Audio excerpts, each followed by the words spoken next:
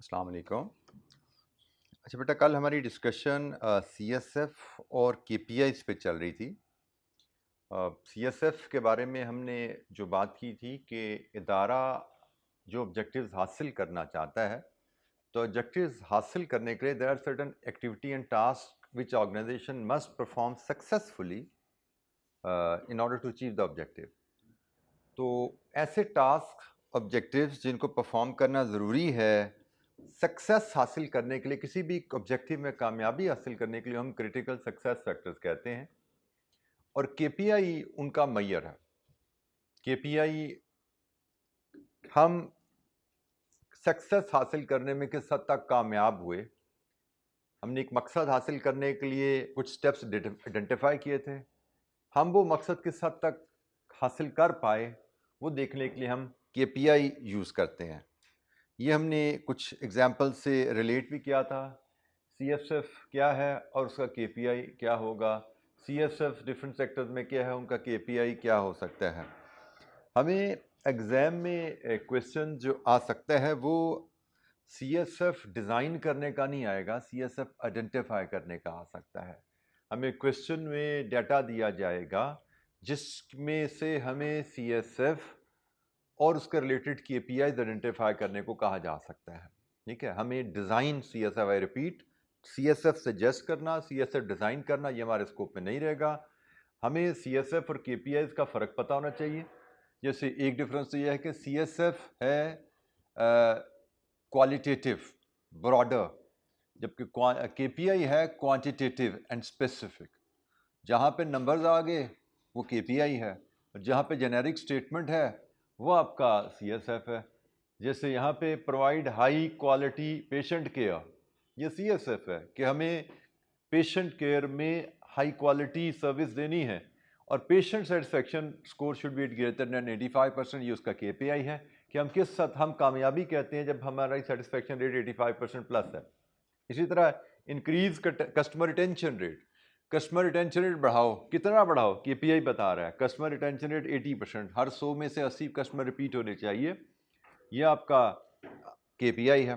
सो हमें क्वेश्चन जो आएगा उसमें केपीआई, सीएसएफ और केपीआई की आइडेंटिफिकेशन आ सकती है। अच्छा, फिर हमने सीएसएफ की एप्लीकेशन के लिए एक 6 स्टेप अप्रोच पढ़ी थी जो कि जॉनसन एंड शोल्स ने हमें दी थी, और जैसे मैंने कल बताया था कि एग्जैक्टली इन्हीं स्टेप्स पे हमें एक सवाल भी आया हुआ है। हम सवाल आज वो देखेंगे, वहाँ से बात शुरू करेंगे। हम क्विकली अगर इन स्टेप्स को रिकैप ले लें, जस्ट रीड थ्रू कर लें। पहला स्टेप जनाब 6 स्टेप्स अप्रोच में आइडेंटिफाई सक्सेस फैक्टर, सीएसएफ मतलब आइडेंटिफाई कीजिए। क्रिटिकल फॉर प्रॉफिटेबिलिटी, उसने लॉन्ग टर्म एक ऑब्जेक्टिव, ओवरऑल ऑब्जेक्टिव बता दिया, प्रॉफिटेबिलिटी मैक्सिमाइज करना एक ऑर्गेनाइजेशन का ऑब्जेक्टिव होता है। उसके लिए आप सीएसएफ क्या देखते हो। अब अगेन यहाँ पे कोई भी कमर्शियल ऑर्गेनाइजेशन, उसका ओवरऑल ऑब्जेक्टिव तो प्रॉफिट मैक्सिमाइजेशन, लेकिन वो प्रॉफिट मैक्सिमाइजेशन डिफरेंट डिपार्टमेंट्स की एक्सेलेंस से अचीव होता है। आपकी प्रोडक्शन डिपार्टमेंट एक्सेलेंट काम करे, आपका सेल्स डिपार्टमेंट कंपेटिशन में आगे रह के काम करे, क्वालिटी कंट्रोल, मार्केटिंग, डिस्ट्रीब्यूशन, हर डिपार्टमेंट में आप हेड ऑफ कंपटीशन होगे, कंपेटिटर से आगे होगे, तो ही आपकी ऑर्गेनाइजेशन प्रॉफिटेबिलिटी मैक्सिमाइज कर पाएगी ना। ऐसा तो नहीं कि प्रोडक्ट अच्छी बना ली है, सेल डिपार्टमेंट ठीक नहीं काम कर रहा तो आप प्रॉफिटेबिलिटी आपकी हाई हो जाएगी, या सेल डिपार्टमेंट बहुत अच्छा काम कर रहा है, प्रोडक्ट की क्वालिटी ठीक नहीं है, तो भी आपकी प्रॉफिटेबिलिटी हाई नहीं हो सकती। सो यहाँ पे एक जेनेरिक ओवरऑल स्टेटमेंट है जिसके पीछे success factor department wise, product wise हो सकते हैं। ठीक है, और हमने कल ये भी बात की थी कि सीएसएफ प्रोडक्ट वाइज भी होंगे, सीएसएफ डिफरेंट फंक्शन वाइज भी होंगे, और प्रोडक्ट वाइज सीएसएफ में हमने कहा था हम 4P से भी हेल्प ले सकते हैं, वो भी हमें सीएसएफ आइडेंटिफाई करने में हेल्प कर सकती है 4P का जो मॉडल है। तो एनीवेज, पहला स्टेप, ये जो 6 स्टेप अप्रोच है इसमें है जी, आप अपने सीएसएफ आइडेंटिफाई कीजिए। स्टेप नंबर 2 था जी, वो कौन सी की कंपिटेंसीज हैं जिनको, जो आपके पास होनी चाहिए सीएसएफ परफॉर्म करने के लिए, इनमें बेहतर परफॉर्म करने के लिए। इसकी एग्जांपल जैसे हमने ली थी, अगर हमारा एक सीएसएफ लो प्राइस है तो उसके लिए हमारे पास स्ट्रिक्ट कंट्रोल ओवर कॉस्ट, ये कंपिटेंस हमारे पास होनी चाहिए। अगर सीएसएफ हमारा prompt delivery after receive order है तो इसके लिए हमें सॉरी फास्ट प्रोडक्शन साइकिल या अप्रोप्रिएट लेवल ऑफ इन्वेंट्रीज होनी चाहिए। सो ये हमने कुछ एग्जाम्पल ली थी की कंपिटेंसीज, क्या हमारे पास स्किल, क्या काबिलियत होनी चाहिए कि हम इन CSF को अच्छा परफॉर्म कर सकें। स्टेप नंबर 3 में फिर था जी इन कंपिटेंसीज को डेवलप करें। स्टेप नंबर 4 था पर KPIs आइडेंटिफाई करें। आपने CSF आइडेंटिफाई कर लिए, CSF के लिए क्या काबिलियत चाहिए वो आइडेंटिफाई कर ली, वो काबिलियत हासिल कर लें और फिर KPIs आइडेंटिफाई करें जिनसे आप अपने CSF को मेजर कर सकेंगे। पांचवा स्टेप जैसे मैंने कहा था तीसरे की रेपिटेशन है।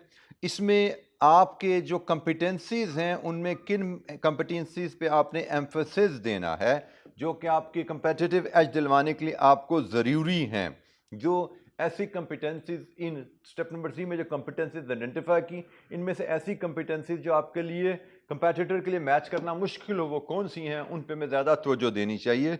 यहाँ पे सिर्फ टोटल लिस्ट में से भी 2 या अगर हमने लिस्ट में से 10 कंपिटेंसीज आइडेंटिफाई की हैं उनमें से 2 या 3 कंपिटेंसीज हाईलाइट की जाती हैं, कभी इन पे ज़्यादा तवज्जो देने की ज़रूरत है।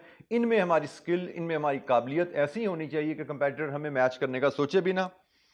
और आखिरी स्टेप मॉनिटरिंग था कि जो KPIs आपने आइडेंटिफाई किए थे उनके अगेंस्ट इनकी मॉनिटरिंग करें और देखिए हमारी परफॉर्मेंस कंपेटिटर के मुकाबले में क्या रही। अच्छा, बिल्कुल इसी 6 स्टेज मॉडल पे हमारे पास एक क्वेश्चन है, क्वेश्चन नंबर 4, हम इसको देखते हैं। स्प्रिंग 23 का क्वेश्चन 2, क्वेश्चन 4 है हमारे चैप्टर एंड पे। ये 10 नंबर का सवाल है। Identify, explain and relate Johnson and Scholes 6-step approach to using CSF from the scenario. 6 steps identify करने हैं, उनको एक्सप्लेन करने हैं और ऊपर सिनेरियो से रिलेट करना है। ठीक है जी, तो हम स्टेप्स की आइडेंटिफिकेशन एक्सप्लेनेशन तो अभी हमने पढ़ ली। हम यहां से रिलेट करने वाली बात इधर से जरा पढ़ने की कोशिश करते हैं। पहला स्टेप हमारा क्या होता है, CSF आइडेंटिफाई करें। The management team at 24/7 a call center notices that their call handling time, one of their critical success factor, have been consistently underperformed। लीजिए CSF उसने खुद बता दिया। एक अहम क्रिटिकल सक्सेस फैक्टर आपका क्या है, कॉल हैंडलिंग टाइम। अच्छा, ये क्वेश्चन बेटा यहाँ पे क्योंकि फर्स्ट टाइम इस टॉपिक पे क्वेश्चन आया था, दैट्स आर वेरी सिंपल, बिल्कुल सिंपल था। उसने क्लियरली चीख के बोल रहा है कि भाई ये क्रिटिकल सक्सेस फैक्टर है, इसको पॉइंट नंबर 1 में डालो, स्टेप नंबर 1 में डालो। रिलेट करने से महाराज यही है, हमने आइडेंटिफाई करना है क्रिटिकल सक्सेस फैक्टर है क्या, और इस केस में what is the critical success factor जो आइडेंटिफाई किया गया है। तो ये क्रिटिकल सक्सेस फैक्टर पहले स्टेज में आइडेंटिफाई हो गया। दूसरा स्टेप क्या था, क्या कंपिटेंस हमारे पास होनी चाहिए। The management determined that lack of proper training and adequate staffing are the main reason for the declining performance। ये हमारी की कंपिटेंस जो हमारे पास मिसिंग है, जो CSF के लिए जरूरी है, वो भी आइडेंटिफाई होगी। CSF के लिए जरूरी कंपिटेंस क्या है, proper training and adequate staffing. उसने कहा इम्प्रॉपर ट्रेनिंग है, इनएडिक्वेट स्टाफिंग है, जिसकी वजह से हम CSF अचीव नहीं कर पा रहे। तो हमें क्या कंपिटेंसी चाहिए, हमें प्रॉपर ट्रेनिंग चाहिए और एडिक्वेट स्टाफिंग चाहिए अगर हम ये ऑब्जेक्टिव हासिल करना चाहते हैं। ये आपका स्टेप नंबर 2 हो गया। स्टेप नंबर 3 क्या जी, develop the level of competency.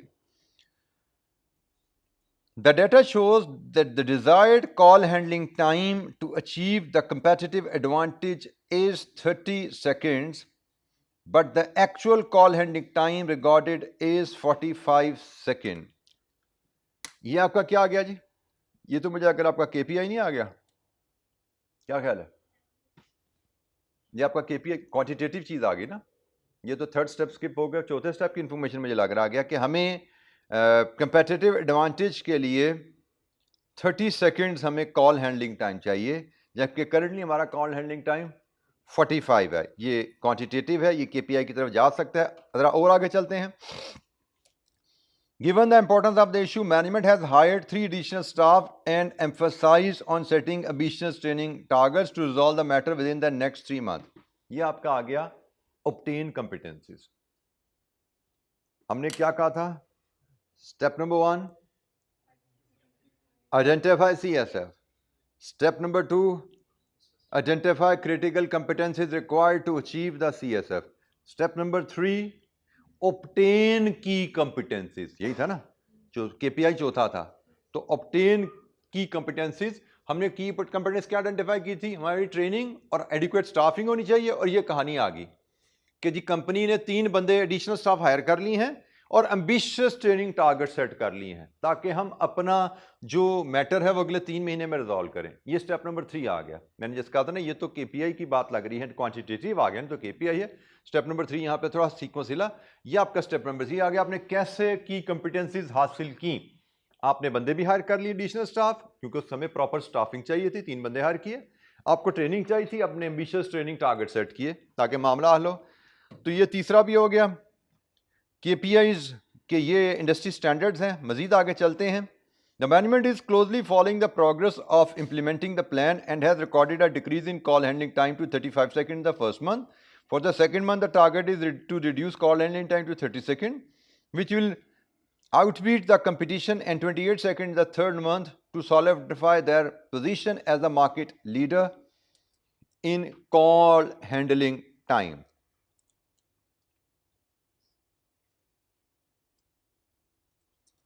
अच्छा जी, हमने स्टेप नंबर 4 केपीआई था हमारा, वो यहाँ पे हमारी जी ये हमने जैसा कहा था कि केपीआई हमारा ये आ गया कि हमारा 30 सेकंड टारगेट है, 45 से 30 पे जाना है।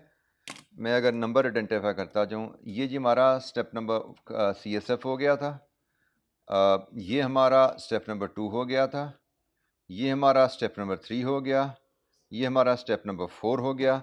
स्टेप नंबर 5 था क्या था जी? आप अपने की कंपिटेंस में, क्रिटिकल कंपिटेंस में एम्फसाइज करें। तो यहाँ पे इसने एक वर्ड ऑटोमेटिकली हमारी ज़िंदगी की आसानी के लिए ना चीज़ें उसने यूज़ की हुई हैं।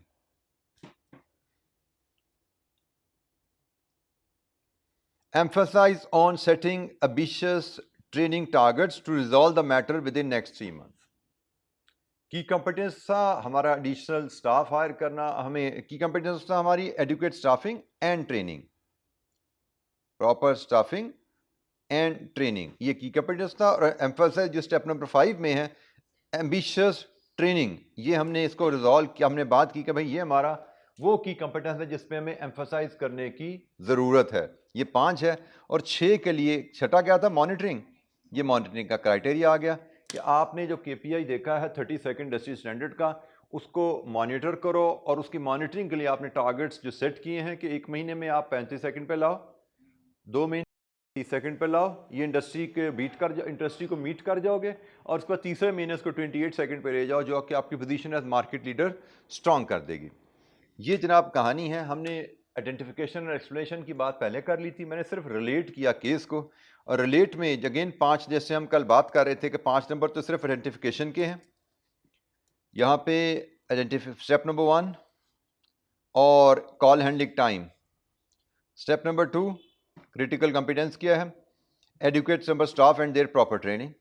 स्टेप नंबर 3 लेवल कैसे हासिल करें, news the staff new and existing should be train and reduce call handling time. Step 4 identify KPI, तो केपीआई उसने कहा जी 45 से 30 सेकंड पे लाना है। स्टेप 5 एम्फेसिस, तो एम्फेसिस क्या है जी? मैनेजमेंट ने कहा जी अच्छा यहाँ पे 3 स्टाफ को भी उसने यहाँ डाल दिया, मैंने 3 स्टाफ को इधर स्टेप नंबर 3 में लिया हुआ था, इसने 5 में ले लिया। मैंने सिर्फ ये जो रिगरस ट्रेनिंग है, एम्बिशियस ट्रेनिंग है, इसको मैंने यहाँ पे लिया। कोई फ़र्क नहीं पड़ता 0.5 या 0.25 नंबर का अगर फ़र्क एग्जामिनर को लगे कि वैसे तो जैसे मैंने कहा कोई मैटर करता नहीं है। यहाँ पे उसने लिख दिया नया स्टाफ हायर करो, यहाँ पे उसने लिख दिया 3 स्टाफ हायर किए, ये तो डुप्लीकेशन ही है सिर्फ। लेकिन मुझे लगता है 3 स्टाफ हम यहाँ पे हायर करें। एम्फेसिस वाली बात है, सिर्फ वो एम्बिशियस ट्रेनिंग के साथ रिलेट करें तो ज़्यादा बेहतर है। स्टेप नंबर 3 मॉनिटर परफॉर्मेंस करो, और वो उसने कहानी वही लिख दी जी, पहले महीने 35 और फिर 30 और फिर 28 पे लाके सॉलिडिफाई करना अपनी पोजीशन एज मार्केट लीडर। काफ़ी हद तक जुमले उसने एज इट इज़ वहाँ से पिक किए हुए हैं, सिर्फ रीअरेंज कर दिए, वर्डिंग एक आध इधर करके सेट कर दिया। 5 नंबर हमने जैसे कल देखा था marking scheme, identification and explanation के हैं, और 5 नंबर रिलेट करने के हैं। और इसमें मेरा हिसाब से ये ऐसा सवाल है जिसमें से आसानी से 10 में से 7-8 नंबर लेना बहुत ही हद तक पॉसिबल है, बहुत ज़्यादा इसमें कोई दिक्कत होने वाली बात नहीं है। एक सिंपल सवाल था, लेकिन ये सवाल सीएसएफ पे अगर मैं गलती नहीं कर रहा तो हमें सिर्फ एक दफ़ा ही आया हुआ है। सीएसएफ का सवाल हमारे पास, हम ये सीएसएफ एंड केपीए को डिस्कस कर रहे हैं, तो इस पे हमारा सवाल सिर्फ यही एक सवाल आया है जो हमने अभी डिस्कस किया, इसके अलावा सवाल आया नहीं है। एक छोटा सा टॉपिक है, बहुत अहम नहीं है, एक ही दफ़ा इस पर सवाल आया हुआ है जी। Any question? CSF के ऊपर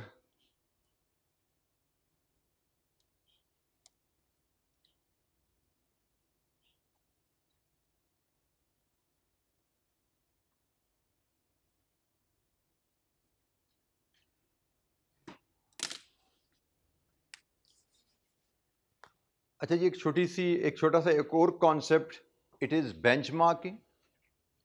बेंचमार्किंग हमारी बिजनेस मैनेजमेंट में एक बड़ी कॉमनली यूज होने वाली टर्म है।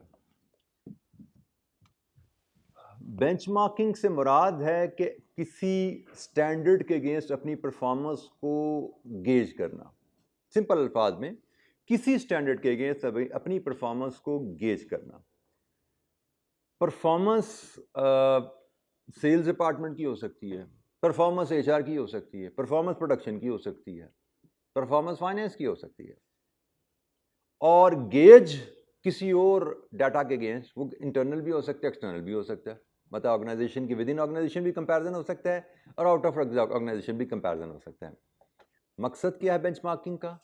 To identify weaknesses and areas of improvement. For example,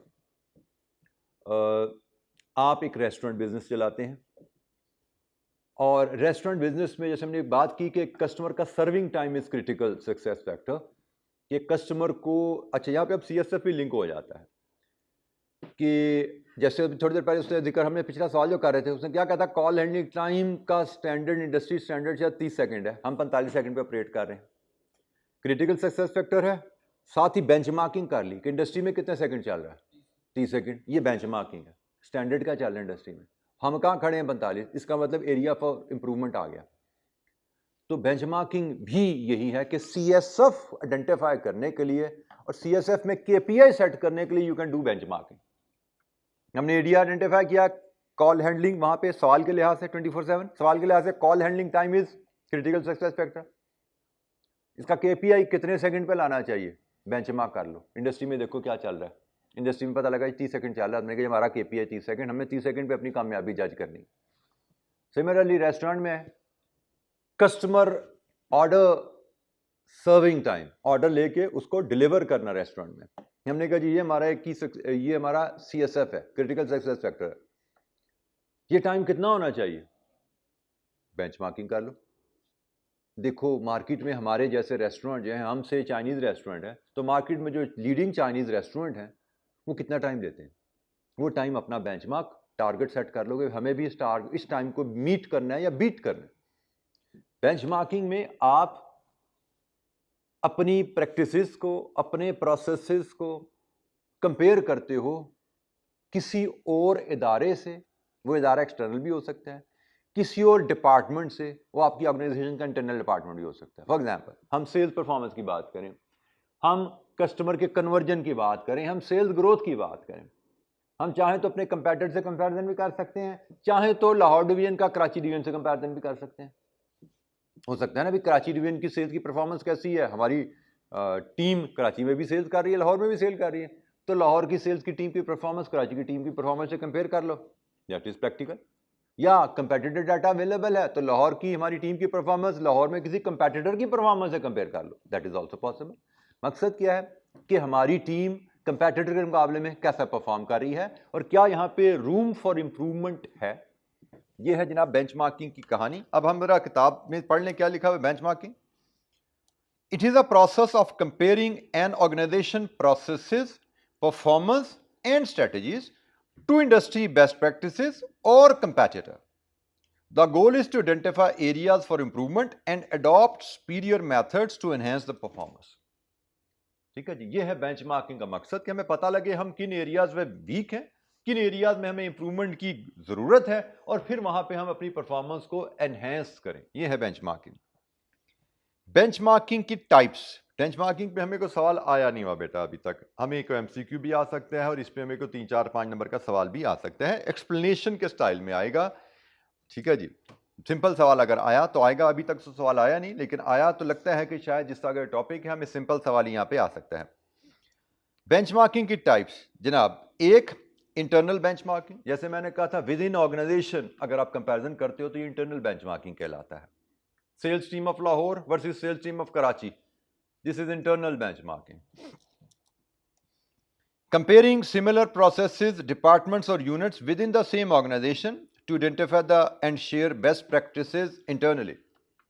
मकसद यह है कि हम परफॉर्मेंस देखें लाहौर की क्या कराची की क्या है, और अगर कराची की परफॉर्मेंस अच्छी है तो देखें कराची की परफॉर्मेंस अच्छी होने की वजह क्या है.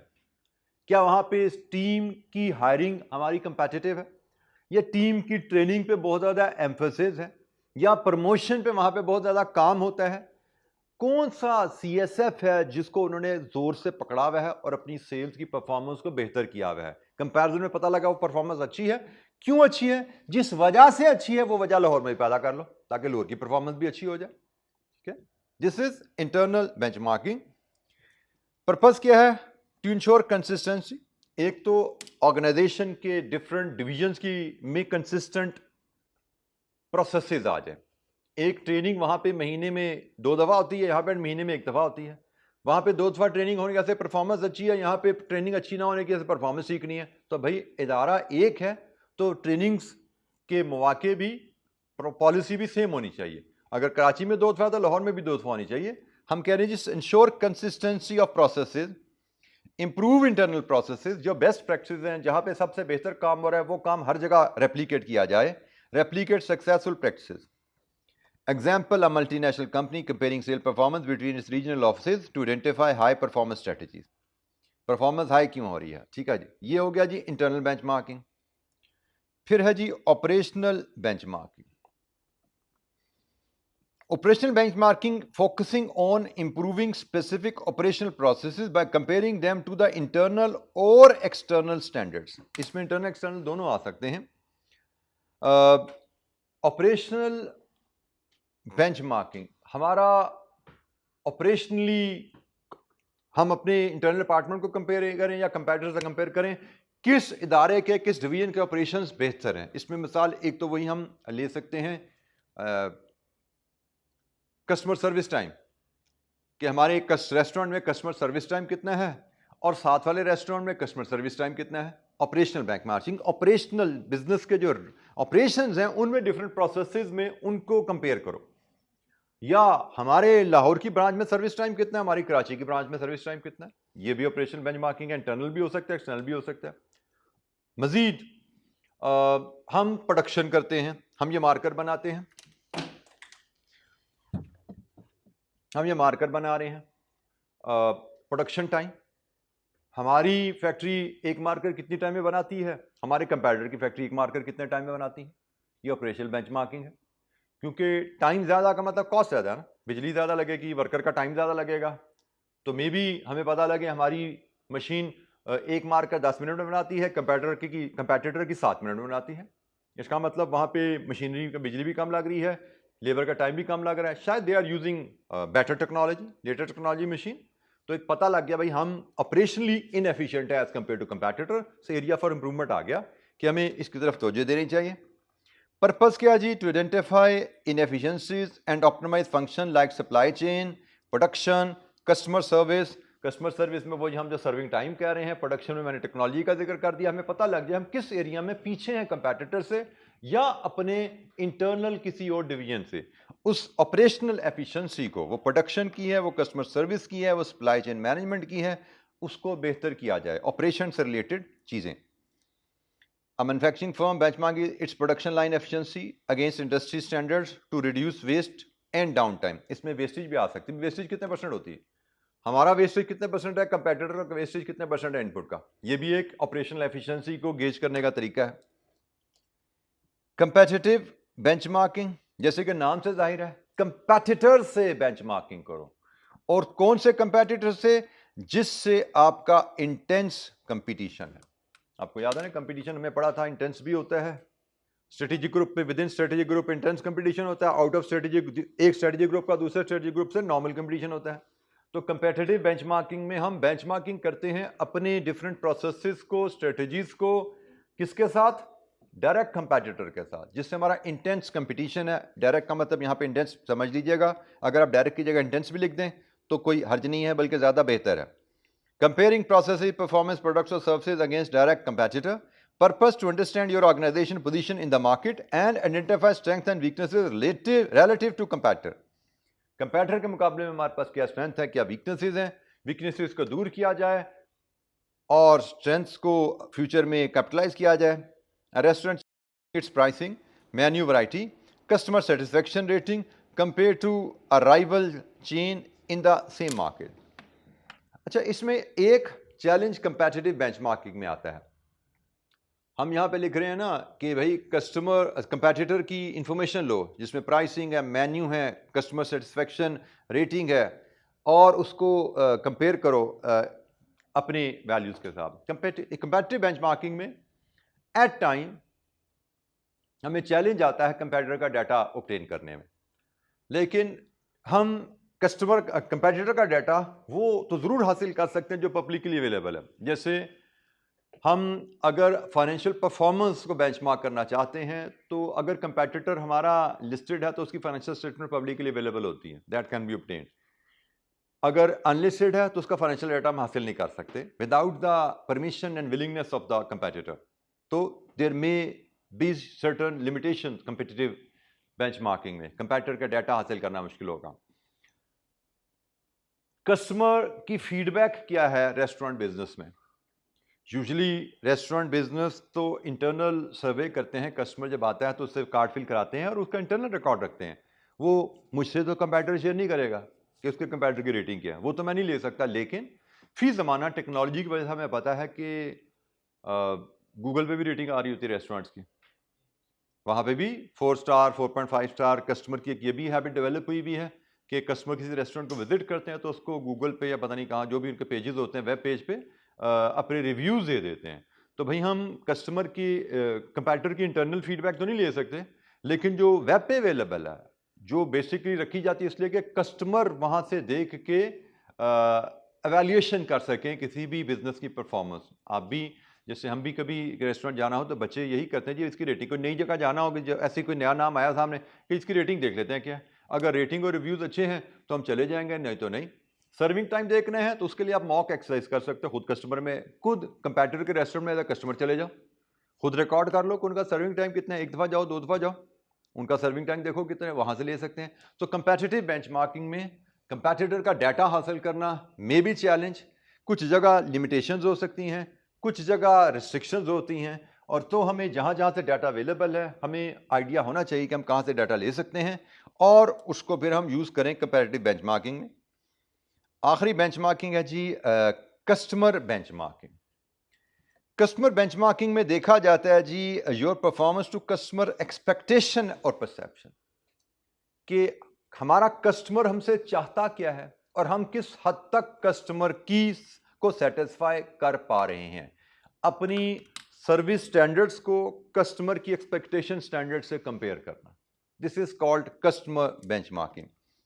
इसमें क्या सवाल होते हैं जी? सर्वे, फोकस ग्रुप्स और feedbacks to understand customer needs better, enhance satisfaction and build loyalty. और एग्जांपल क्या है? An e commerce company benchmarking its deliveries time and ease of website navigation based on customer feedback and preferences. ये जी customer benchmarking है. तो benchmarking होती क्या है, टाइप्स ऑफ बेंचमार्किंग क्या है, और ये आपके सामने एक टेबल में हमने इस सारे चीज़ों को समराइज किया. डिफरेंट टाइप्स ऑफ बेंचमार्किंग, इनका फोकस क्या है, इंटरनल बेंचमार्किंग का, ऑपरेशनल बेंचमार्किंग का, कंपैटिटिव बेंचमार्किंग का, कस्टमर बेंचमार्किंग का, इनका मकसद क्या है, कंपैरिजन किससे किया जाता है, और एग्जांपल्स क्या हैं. आप समझो ऊपर जो हमने सारी एक्सप्लेनेशन दी थी वो एक टेबल में आपको रिवीजन के लिए समराइज कर दिया गया सब कुछ, कि आपको एक टेबल में वो सारी चीज़ें हेडिंग्स जो हैं जो दो चार पीछे 4 पैराग्राफ्स में थी वो 4 पैराग्राफ एक टेबल में समराइज कर दिए गए, may be with some additional example. जी, एनी क्वेश्चन, कोई सवाल?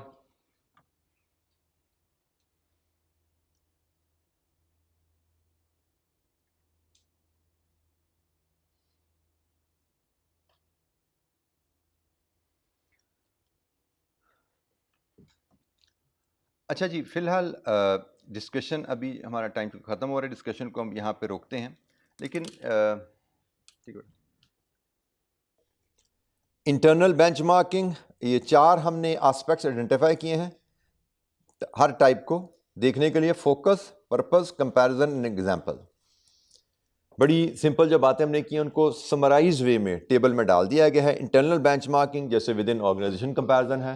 पर्पस क्या है? Share best practice amongst the internal units. Comparison किस में होता है? बिटवीन डिपार्टमेंट्स या teams of the company. Example, comparing staff turnover rates across regional branches. पहले मैंने आपको सेल्स की मिसाल दी थी, यहाँ पे स्टाफ टर्नओवर की मिसाल दे दी उसने। 2 डिवीजन में हमारी स्टाफ टर्नओवर की रेशियो क्या है? स्टाफ टर्नओवर रेशियो हाई होना अच्छा है या कम होना अच्छा है? कम होना अच्छा है। स्टाफ टर्नओवर का मतलब क्या होता है? एम्प्लॉय का छोड़ के जाना या रिप्लेस होना। फर्क होता है ना, एक एम्प्लॉय का चले जाना होता है, एक एम्प्लॉय का जाना, उसकी जगह नया आ जाना होता है। 2 स्टेप्स होते हैं। तो एम्प्लॉय का रिप्लेस होना शायद that is the appropriate word for the turnover, क्योंकि जो एम्प्लॉय छोड़कर चला गया उसका जो नया नहीं रखा गया, तो शायद जो गया उसकी हमें जरूरत नहीं थी, उसको हम टर्नओवर में काउंट नहीं करते। टर्नओवर में वो है कि एम्प्लॉय गया और उसकी जगह में फिर नया रखना पड़ा, दैट इज द टर्नओवर। ठीक है, तो टर्नओवर जितना कम हो उतना अच्छा होता है। तो हम देखेंगे 2 डिवीजन में कि हमारे से कराची डिवीजन का टर्नओवर लो है, लाहौर का टर्नओवर हाई है, तो हम जाके देखना चाहेंगे वहाँ पे कौन सी पॉलिसीज चल रही है जिसकी वजह से वहाँ पे टर्नओवर लो है, वो पॉलिसीज उठा के यहाँ पे भी ले आएंगे ताकि यहाँ पे भी लो हो जाए। ठीक है, ऑपरेशनल बेंचमार्किंग, इसमें हमारा फोकस होता है प्रोसेसेस एंड वर्कफ्लोज पे। यहाँ पे हम मकसद क्या है? Enhanced efficiency and effectiveness of operation. Comparison किया जाता है इंटरनल या एक्सटर्नल स्टैंडर्ड के साथ, और एग्जांपल है optimizing supply chain logistics in a manufacturing firm. Logistics क्या होते हैं? आगे ये टर्म हमारे कहीं आने वाली है। Logistics, it's not only the transportation, it involves many things. Simple logistics आगे भी चुके हमारे टॉपिक में बड़ी डिटेल में बार बार सामने आ गया वर्ड, इसलिए यहाँ पे अब वर्ड पहली दफा आ गया तो मैंने कहा यहीं पे डिस्कस कर लें। जी, ट्रांसपोर्टेशन सिर्फ ट्रांसपोर्टेशन लॉजिस्टिक्स तो नहीं होती। लॉजिस्टिक्स को अगर मैं कभी सिंपल एकेडमिक डेफिनेशन भी हमारे सामने आ जाएगी, सिंपल जबान में एक जगह से रॉ मटेरियल या प्रोडक्ट को पिक करके एंड तक पहुंचाने के लिए। फॉर एग्जांपल, एक ऑर्गेनाइजेशन की लॉजिस्टिक्स की चेन अगर मैन्युफैक्चरिंग ऑर्गेनाइजेशन है, it will start from raw material procurement and will end at finish goods delivery. बीच में सारी लॉजिस्टिक्स है। रॉ मटेरियल को लोड करके ट्रांसपोर्टेशन में, ट्रांसपोर्टेशन सर्विसेज से वेयर हाउसिंग में अनलोड करना, वेयर हाउसिंग में स्टोरेज करना, वहाँ से प्रोडक्शन में उसको लेके जाना, प्रोडक्शन से फिनिश गुड वेयर हाउस में लेके जाना, और फिनिश गुड वेयर हाउस से कस्टमर तक लेके जाना, फिनिश गुड वेयर हाउसिंग में स्टोरेज एंड देन उधर तक लेके जाना, फिनिश गुड कस्टमर तक। This is all logistics. Logistics में आपकी transportation, loading unloading, warehousing, उसकी टेक केयर करना, सब कुछ आ जाता है। So logistics is not just the transportation, it's a complete process of handling movement of inventory from one end to the other end. ठीक है, it's a process of handling and taking care of inventory, जिसमें transportation, warehousing सब कुछ आ जाता है। ठीक है, इसको आगे चल के मजीद एलैबोरेट करेंगे। तो इसी तरह कंपैटिटिव कस्टमर बेंचमार्किंग की मिसालें भी हमारे सामने, इनको भी रीड थ्रू कर लीजिए। जो हमने ऊपर डिटेल पढ़ी उसी को एक अंदाज में यहाँ पे बता दिया गया है, ताकि रिवीजन आपकी हो जाए और स्ट्रक्चर्ड वे में आपको टेबुलर शेप में चीज़ मिल जाए यहाँ पे।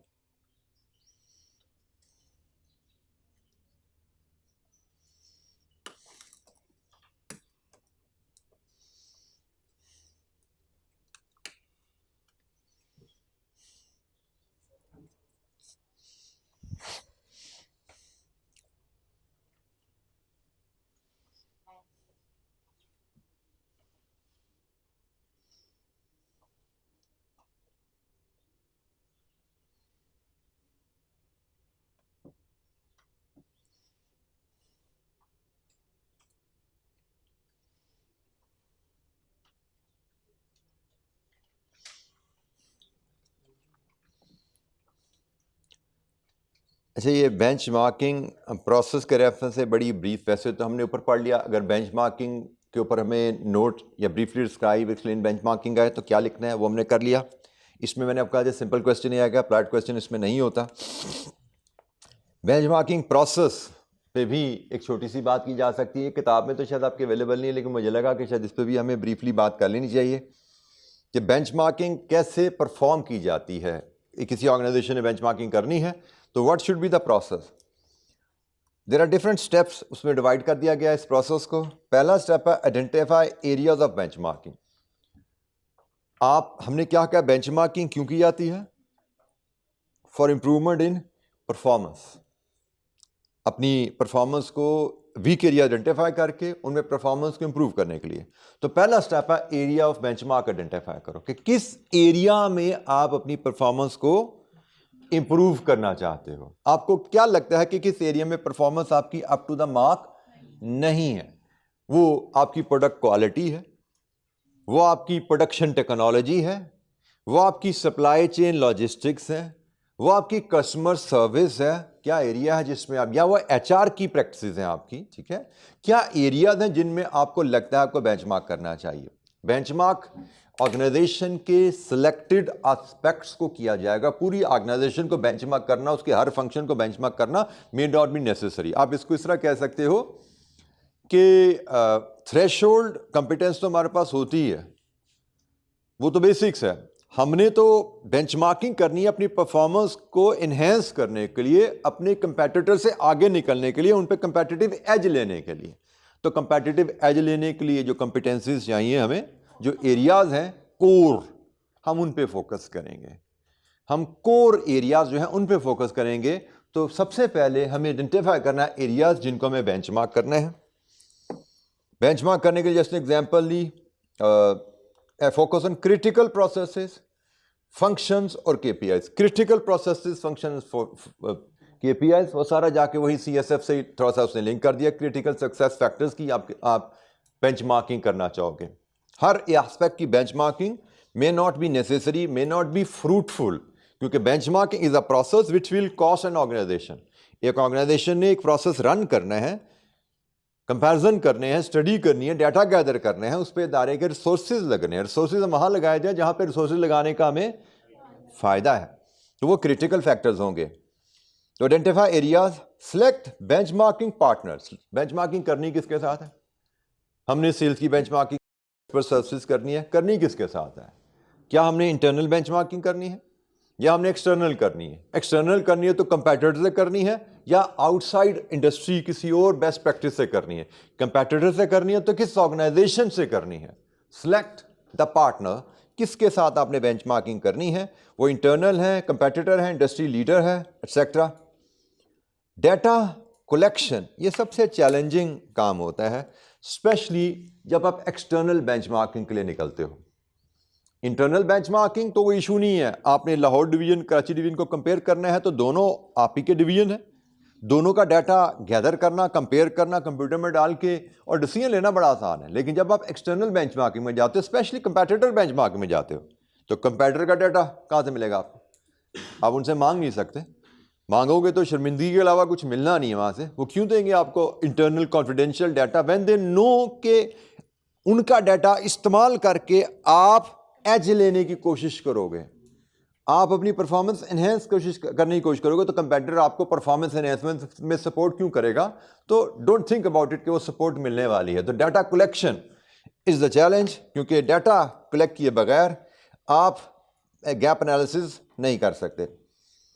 एनालाइज गैप, डाटा कहीं से मिल जाए तो फिर कंपैरिजन किया जाता है, गैप एनालिसिस किया जाता है। जैसे हमने कहा हमें स्टाफ टर्नओवर का डाटा मिल गया, देखो क्या है। हमें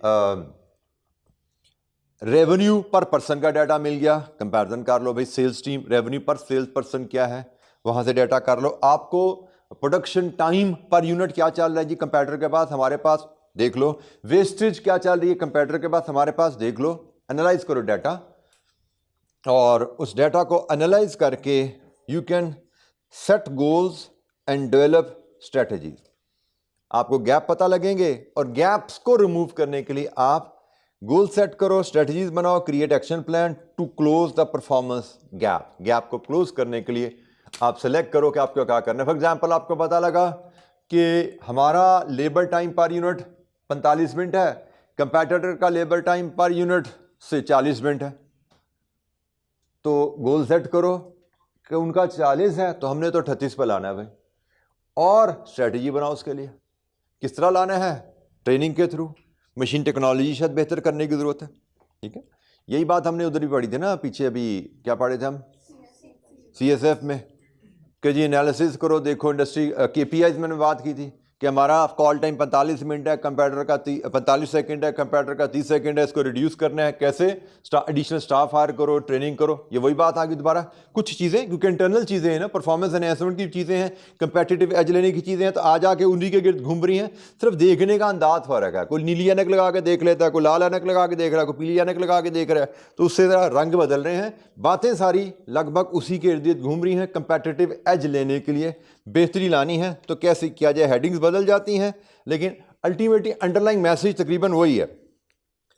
इंप्लीमेंट चेंजेस, जो आपने प्लान बनाया उसको इंप्लीमेंट करो और उसके बाद मॉनिटर करो। ये बात भी हमारी पहले हो चुकी है कि हम जो प्लान बनाते हैं सिर्फ उसको इंप्लीमेंट करना हमारा स्कोप नहीं होता, उसको इंप्लीमेंट करके उसके रिजल्ट्स को भी मॉनिटर कर रहे हैं कि जिस मकसद के लिए हमने ये प्लान बनाया था क्या वो मकसद हमें हासिल हो पा रहा है। मॉनिटर करो, continuously measure improvement against the benchmark. अच्छा जी, ये एक छोटी सी हेडिंग बेंचमार्किंग प्रोसेस की। बेंचमार्किंग हमें कैसे करनी चाहिए? अगर आपको बेंचमार्किंग प्रोसेस पे हेडिंग अक्वे आपसे पूछा जाता है, या अगेन आपको बेंचमार्किंग का सवाल ज़्यादा लंबा हो जाता है, 5-7 नंबर का चला जाता है, तो उसमें आप डेफिनेशन टाइप्स के साथ प्रोसेस को भी ऐड कर सकते हो डिपेंडिंग अपॉन द मार्क्स। जब आपके पास कॉन्टेंट्स कम पढ़े हों, मार्क्स ज़्यादा हो, तो कॉन्टेंट्स आपको मैं ब्रीफ समराइज वे में उस शेप में दिए जा रहे हैं जहाँ पे आपको याद रखना, उन पे 2-4 लाइनें लिखना आपके लिए आसानी रहे। अच्छा, ये हेडिंग आपकी बेंचमार्किंग की आखिरी जो आपकी किताब में अवेलेबल है, methods of competitor benchmarking. Competitor benchmarking को यहाँ पे डिस्कस इसलिए एडिशनल किया जा रहा है, अलहदा से किया जा रहा है, बाकियों के मेथड हमने डिस्कस नहीं किए। हमने इंटरनल ऑपरेशनल कस्टमर बेंचमार्किंग के मेथड पे बात नहीं की थी। अच्छा जी, कंपेटिटर बेंचमार्किंग को फोकस क्यों यहाँ पे किया गया है इंस्टेड इंटरनल कस्टमर या ऑपरेशनल बेंचमार्किंग की बजाय? क्योंकि कंपेटिटर बेंचमार्किंग सबसे मुश्किल एरिया है परफॉर्म करना। जैसे मैंने अभी बताया कि कंपेटिटर का डाटा गैदर करना मुश्किल है, बगैर डाटा आप बेंचमार्किंग कर नहीं सकते। कंपेटिटर का डाटा अवेलेबल क्या हो सकता है आपको? जनरली वही विच इज़ अवेलेबल पब्लिकली। मतलब आप कंपेटिटर के किसी एम्प्लॉई को ब्राइब करके डाटा लो तो अनएथिकल प्रैक्टिस है, विच इज़ नॉट रिकमेंडेड। ठीक है जी, वो हमारे code of ethics as accountant as a businessman हमें अलाउ नहीं करते। तो क्या डाटा मिल पाएगा हमें? जो पब्लिक अवेलेबल है।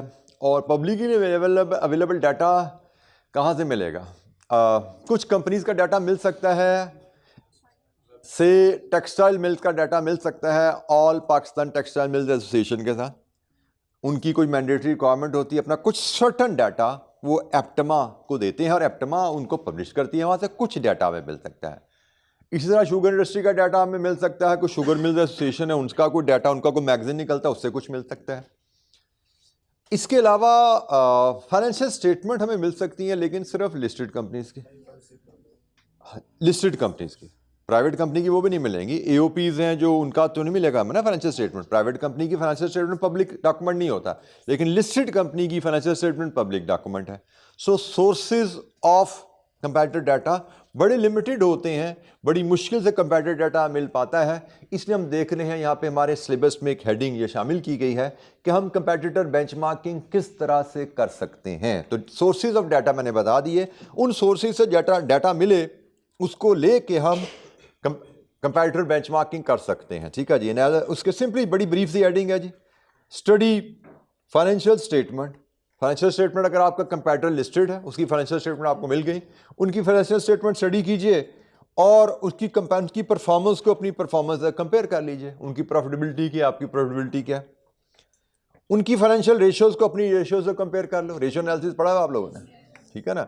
आपको पता है आपकी प्रॉफिटेबिलिटी रेशियोज होती हैं, और कौन कौन सी रेशियो होती हैं? लिक्विडिटी रेशियोज होती हैं, और टर्नओवर रेशियोज होती हैं, और को बैलेंस शीट वगैरह से रिलेटेड रेशियोज का भी कुछ क्या कहते हैं, गियरिंग रेशियोज होंगी, आप गियरिंग रेशियोज हैं, ईपीएस हैं, शेयर होल्डर रेशियो। मैं कैटेगरीज की बात करूं, कैटेगरीज की बात करूं तो आपकी एक प्रॉफिटेबिलिटी रेशियोज है जिसमें मल्टीपल रेशियोज आती हैं, जिसमें लिक्विडिटी रेशियोज है, मल्टीपल रेशियोज आती हैं, वर्किंग कैपिटल टर्नओवर रेशियोज हैं, ठीक है, उसमें मल्टीपल रेशोज आती हैं। देन शेयर होल्डर्स रेशोज हैं, उसमें मल्टीपल रेशोज आती हैं। ये बड़ा और कैटेगरीज हैं। जैसे शेयर होल्डर रेशोज में कौन कौन सी रेशो आती है? डिविडेंड, क्या डिविडेंड ये रेशो है? मैं रेशो पूछ रहा हूँ। Earning per share is a ratio, but dividend is a ratio. EPS बोला ना, earning per share, yes it is a ratio. You calculate it by dividing profit after tax, profit attributable to ordinary shareholder with the number of shares in issue. Ratio बन गई। और share holder ratio, return on capital employed, ये share holder ratio है। Capital employed share holder के पैसे होते हैं, ये नहीं है, लेकिन रिटर्न ऑन इक्विटी तो शेयर होल्डर रेशो है ना भाई। Dividend pay out share holder ratio है, तो earning per share is share holder ratio, return on equity is share holder ratio, dividend pay out is share holder ratio, dividend per share is share holder ratio. ठीक है, ये holder ratio की हम बात करें, क्या क्या है, और भी इसके अलावा भी और भी हो सकता है कुछ हो। हम गियरिंग रेशोज की बात करें, एक कैटेगरी है गियरिंग रेशो। गियरिंग रेशो में क्या क्या आता है? दो लगाऊं तुझे मैं? किससे पढ़ा तू रेशो? तूने टीचर का नाम ना ले दिया, वैसे बदनाम कर रहा है तो उसको, वैसे जिससे भी तू पढ़ा था। ये करंट रेशो, क्विक रेशो कौन सी कैटेगरी है? सबको पता तेरे अलावा कि ये लिक्विडिटी रेशो था। मैं पूछ रहा हूँ गियरिंग रेशो कौन सी, तू कहता current ratio, quick ratio. Gearing ratio जी बेटा, debt equity ratio, interest cover ratio और इंटरेस्ट कवर डेट इक्विटी। और कोई होती है गियरिंग रेशो? क्या यही होती होंगी? इंटरेस्ट कवर का फार्मूला क्या होता है, याद है? इंटरेस्ट ओवर, इंटरेस्ट कवर का फार्मूला तो इंटरेस्ट से शुरू होगा।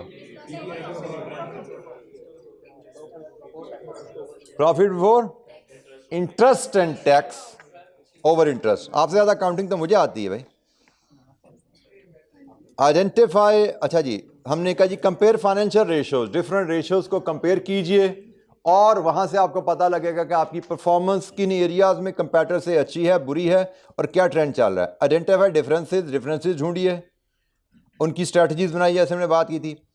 Analyse products and services, study comparator offering in detail जहां टू द एक्सटेंट अवेलेबल। अच्छा, यहाँ पे एक और बात भी होती है ना, ऑफरिंग की बात कर रहे हैं तो ऑफरिंग के लिए तो प्रमोशनल मटेरियल भी मिल सकता है आपको मार्केट से। हमने कहा कंपैरेटर इंफॉर्मेशन कहाँ से मिल सकती है?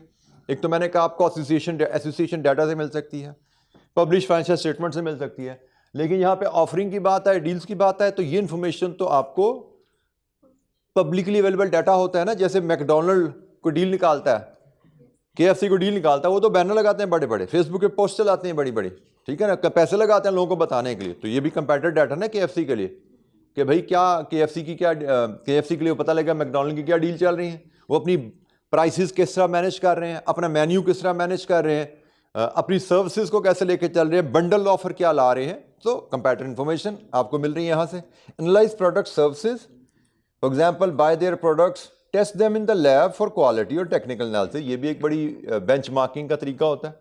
बाय प्रोडक्ट बाय करने से कोई नहीं रोक सकता आपको। तो आई रिकॉल, मैंने भी थोड़ा सा एक इस तरह का फास्ट फूड का कभी अपने जवानी में काम किया था। टाइम थोड़ा फारिग था तो एक इंटरेस्ट थोड़ा डेवलप हुआ, तो इंटरेस्ट का काम की, तो वहाँ पे हमने बेंचमार्किंग इस तरह करते थे। जब हमारी प्रोडक्ट की डेवलप हो रही थी रेसिपीज, जब हमने देखना होता हमारी प्रोडक्ट कंपैरेटर के मुकाबले में कैसे स्टैंड करती है, तो हम कुछ फूडीज़ पीपल आइडेंटिफाई करते थे जिनको फूड की सेंस होती थी, समझ होती थी, जो अप्रिशिएट कर सकते थे कि अच्छे और बुरे फूड को। एक तो मैंने होता ना मेयारी खाना एक होता है, वो मेयारी खाने वाले लोग नहीं, वाकई मेयार को पसंद करने लोगों को इकट्ठा किया जाता है, 5-6 लोगों का ग्रुप बनाया जाता है, उनके सामने फिर different aspects of product present किए जाते हैं। फॉर एग्जांपल, सबसे पहले तो आपने से बर्गर की हम बेंचमार्किंग करना चाह रहे हैं, भाई हमारी ऑर्गेनाइजेशन का बर्गर वर्सेस कंपैटिटर्स बर्गर। कंपैटिटर में 1 2 3 4 कंपैटिटर है और 5 नंबर ऑर्गेनाइजेशन हमारी है। तो पहले तो 5 बॉक्सेस उनके सामने रखे जाते हैं, product as it is delivered to customer, कि भाई ये 5 कस्टमर्स, 5 ऑर्गेनाइजेशन है, ये 5 पैकिंग है, आप इन सब पैकिंग को रेट कर दें 1 2 3 4 5। आपके ख्याल में पैकिंग जो कस्टमर को प्रेजेंट की जा रही है, इसके 10 में से कितने नंबर हैं हर इदारे के? तो पैकेजिंग के मार्क्स मिल गए। इसके बाद प्रोडक्ट्स पैकेजिंग रिमूव कर दी जाती है विदाउट लेटिंग द पार्टिसिपेंट्स जजेस नो। ये बेंचमार्किंग के मैं आपको बता रहा हूँ कैसे किया जाता है। उनको निकाल दिया गया, डब्बे गायब हो गए, अब सिर्फ बर्गर सामने पड़े हैं और हर बर्गर के ऊपर टैग लगा हुआ 1 2 3 4 5। अब उनको नहीं पता कौन सा बर्गर किस कंपनी का, and they are given time कि आप हर बर्गर का एक पीस टेस्ट करें और उस पर ये कमेंट्स 5 7 8 10 एंगल से मैं बता के दें कि बर्गर की प्रेजेंटेशन, एक तो था बॉक्स की प्रेजेंटेशन, एक अब इस बर्गर की प्रेजेंटेशन कैसे है, इसके इंग्रेडिएंट, इसके बन की क्वालिटी, इसके चिकन की क्वालिटी, इसकी सॉसेज एटसेट्रा एटसेट्रा, उन सब के ऊपर ओवरऑल एक्सपीरियंस कैसा है आपका, सारी रैंकिंग होगी 1 2 3 4 और फिर ग्रेड दे दिए गए और उससे आपको पता लग गया कि आपकी प्रोडक्ट कंपैटिटर के मुकाबले कहाँ स्टैंड करती है, उसमें मजीद बेहतरी गुंजाइश है या नहीं है। अब जो जज करने वाला है उसको नहीं पता कि उसने किसकी प्रोडक्ट को, मतलब बुलाया मैंने है, अगर मैं उसको बता दूं ये मेरी प्रोडक्ट है तो वो बायस हो जाता है। मैंने बायस को अवॉइड करने के लिए आइडेंटिटी हाइड की, किसी प्रोडक्ट की आइडेंटिटी उनको नहीं पता कि कौन सी प्रोडक्ट किसकी है। ये सिर्फ जो ये सर्वे करवा रहा होता है, ये एक्सेस करवा रहा होता है, सिर्फ उसको पता है कौन सी प्रोडक्ट किसकी है, एंड पे रिजल्ट एनालाइज कर लिए जाते हैं। सो इससे हम अपनी प्रोडक्ट्स और सर्विसेज को कंपेयर कर सकते हैं। Talk to the customer, customer से बातें कर सकते हैं, उनसे कंपैटिटर की फीडबैक ले सकते हैं in comparison with your product. Compare prices, prices तो पब्लिकली अवेलेबल होती हैं, अब वहाँ से भी बात कर सकते हैं। Competitor analysis should also consider the CSF of all businesses in the market. Each company may have unique strengths depending on the market segment they serve, which can influence their success for different reasons. Benchmarking, brief, छोटा हल्का फुल्का topic है। इसमें जैसे मैंने कहा simple question आने की प्रोबेबिलिटी है, कोई 4-5 नंबर का, इससे ज़्यादा लंबा चौड़ा सवाल आने का चांसेस नहीं है। इसमें हमें एप्लीकेशन एनालिसिस बेस्ड क्वेश्चन यहाँ पे नहीं आएगा, ठीक है जी। बेंचमार्किंग का topic is over. Next topic जो थोड़ा सा लेंथी है और थोड़ा सा अहम भी है, that is value chain. Value chain का टॉपिक समझने के लिए आप ये सेंटेंस पहले यहां से पढ़ लें। ये तो पोर्टर, ये भी पोर्टर साहब का यही उनका कंट्रीब्यूशन है, जिसकी 5 फोर्सेस पढ़ी थी। इसकी और भी मॉडल बड़े ज़्यादा, इसके हमने कोई एक दो गुजर लिए हैं, बाकी बाद में पढ़ेंगे। ये जुमला यहां से पढ़ें तो आपको वैल्यू चेन का मतलब समझ आ जाएगा। It focuses on how each activity adds value to products और services and contributes to overall customer satisfaction. अब ये कहीं जाके कस्टमर नीड्स से जाके लिंक हो रही है जाके चीज। वैल्यू चेन जो हमने कस्टमर नीड एनालिसिस किया था ना, जहां पे हमने वो 4P की कहानी भी डिस्कस की थी, ये तकरीबन उसी से जाके लिंक हो रही है बात। ऑर्गेनाइजेशन को सक्सेस कहां से मिलेगी, कंपेटिटिव एज कहां से मिलेगा, जब उसकी प्रोडक्ट और services customer satisfaction, customer needs को फुलफिल करेंगी। प्रोडक्ट एंड सर्विसेज जितने अच्छे तरीके से कस्टमर नीड्स को सेटिस्फाई करेंगी, उतने बेहतर अंदाज में आपकी कंपनी की परफॉर्मेंस प्रोग्रेस करेगी। तो यहां पे उसने कहा जी वैल्यू चेन क्या है। It focus on how each activity, organization में डिफरेंट एक्टिविटीज होती हैं, उन पे हम बात करेंगे कौन सी एक्टिविटीज की बात हो रही है। How each activity adds value to product और services and contributes overall customer satisfaction. For example हम पीस के रेफरेंस से ही बात कर लें। Product designing, product designing is an activity. आपकी ऑर्गेनाइजेशन की प्रोडक्ट डिजाइनिंग कैसी है, ये वैल्यू चेन की एक एक्टिविटी है। वैल्यू चेन, आपने कस्टमर को सेटिस्फैक्शन देने के लिए क्या क्या काम करने हैं, this is called value chain. ये वैल्यू चेन की एक्टिविटीज आपकी जितनी बेहतर होंगी उतनी कस्टमर सेटिस्फैक्शन अच्छी हो जाएगी। जैसे मैंने फिर कहा वैल्यू चेन की एक activity could be product designing, this is a part of value chain. Value chain की एक और एक्टिविटी कुड बी कस्टमर को टाइमली डिलीवरी। वैल्यू चेन की एक एक्टिविटी कुड बी कस्टमर की पोस्ट आफ्टर सेल सर्विस, वो भी वैल्यू चेन की एक्टिविटी कस्टमर की सेटिस्फैक्शन में रोल प्ले करेगी ना ये। तो कस्टमर को चीज प्रोवाइड करना टू सेटिस्फाइड नीड, उसमें जितनी एक्टिविटीज इन्वॉल्व हैं उनको हम वैल्यू चेन, चेन से मुराद डिफरेंट एक्टिविटीज की कड़ियां जुड़ी हुई हैं जो मिलकर एक मकसद हासिल करती हैं, और वो मकसद क्या है, overall customer satisfaction.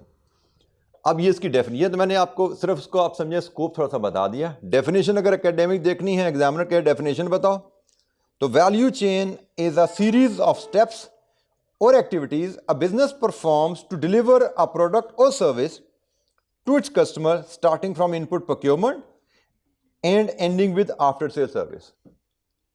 Raw material खरीदने से लेके बेचना और बेचने के बाद आफ्टर सेल सर्विस तक जो एक्टिविटीज हैं जो कस्टमर की सेटिस्फेक्शन के लिए परफॉर्म की जाती हैं, उन एक्टिविटीज को हम वैल्यू चेन कहते हैं।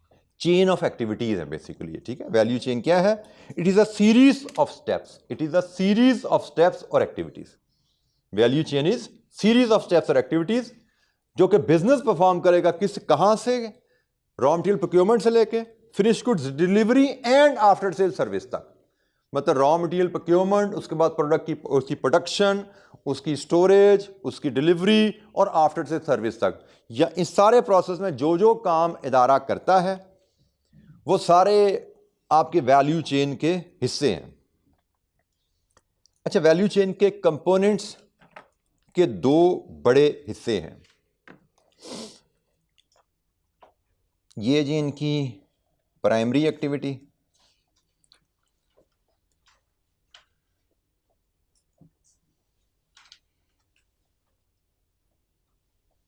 वैल्यू चेन के दो हिस्से हैं।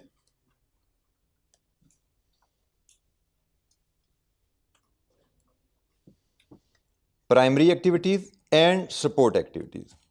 प्राइमरी एक्टिविटीज में 5 एक्टिविटीज हैं: inbound logistics, operations, outbound logistics, marketing and sales and service. और सपोर्ट एक्टिविटीज में 4 एक्टिविटीज हैं: 1, 2, 3 and 4।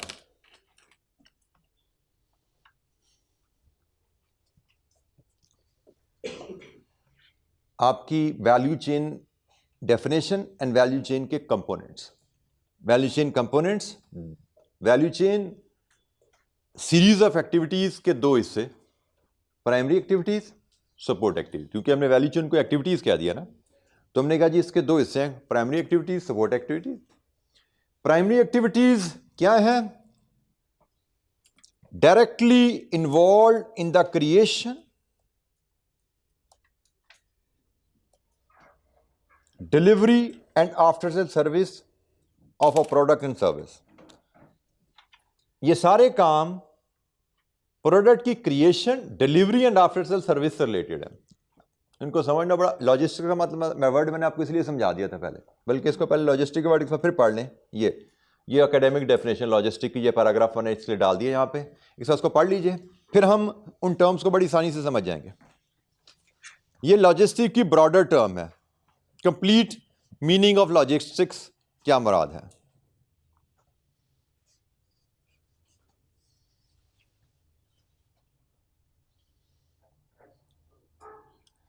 Movement and storage, not just the movement. Logistics is not the movement, movement and storage दोनों इसमें cover होते हैं।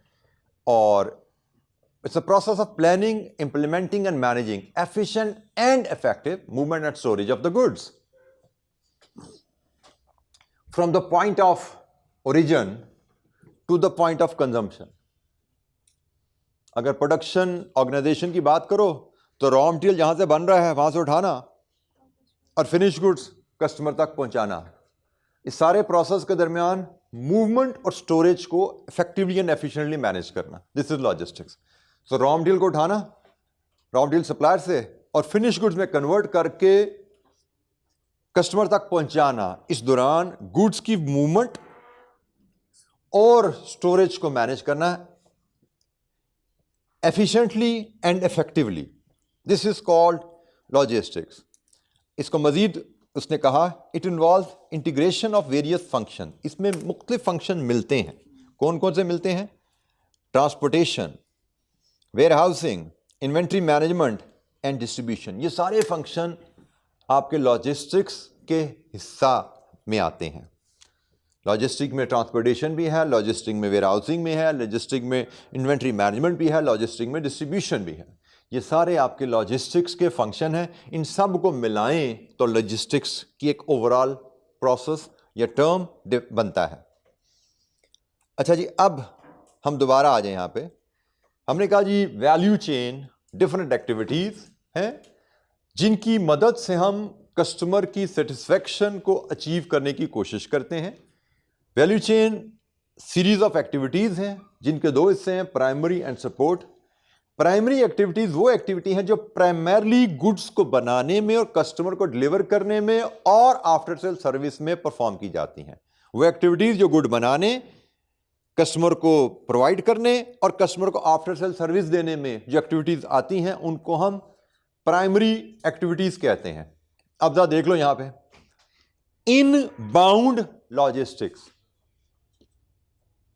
Logistics का मतलब हमें पता है, तो इनबाउंड लॉजिस्टिक्स से मुराद रॉ मटेरियल को मैनेज, रॉ मटेरियल, ये कहानी रॉ मटेरियल रिलेटेड है।